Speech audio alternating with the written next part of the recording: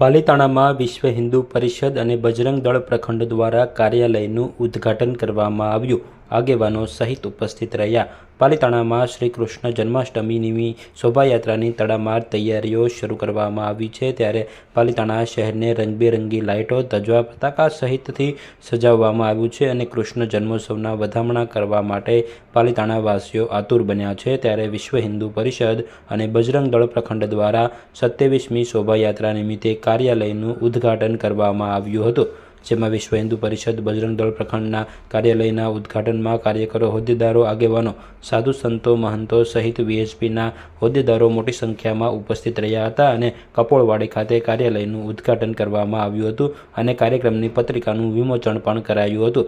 ત્યારે યાદી જાહેર કરવામાં આવી છે, જેમાં આજે મંગળવારને 11 કલાકે યાદી જાહેર કરાય છે.